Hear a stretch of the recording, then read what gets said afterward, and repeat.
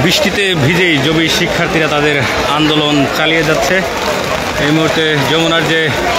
প্রবেশ রাস্তাটি রয়েছে সেখানে আমরা দেখছি যে শিক্ষার্থীরা অবস্থান করছে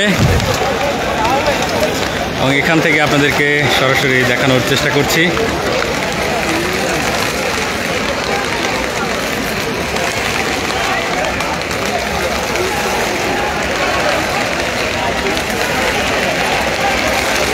জগন্নাথ বিশ্ববিদ্যালয়ের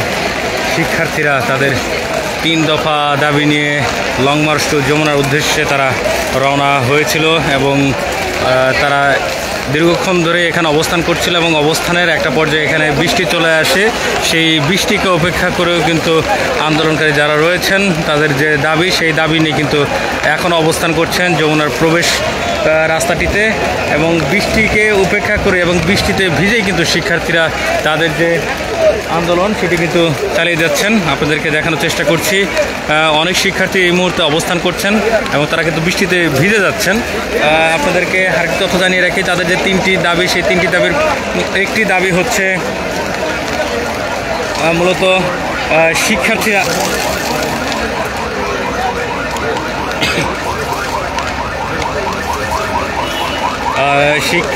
তাদের যে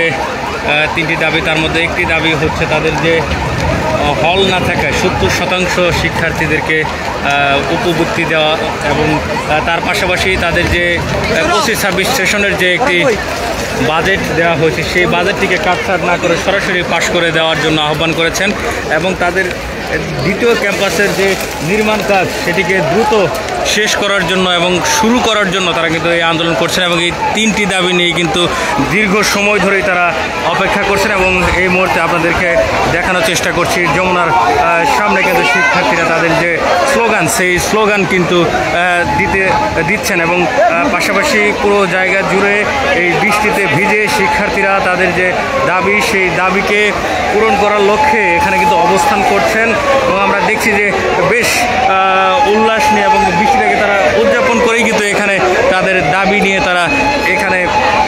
অবস্থান নিয়ে রয়েছেন দীর্ঘক্ষণ ধরেই।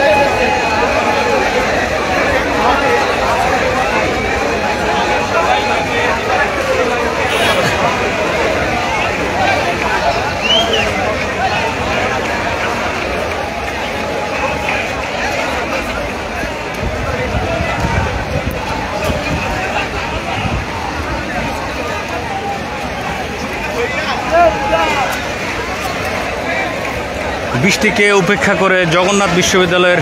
যে শিক্ষার্থীরা রয়েছেন তারা তাদের যে 3 দফা দাবি নিয়ে এসেছেন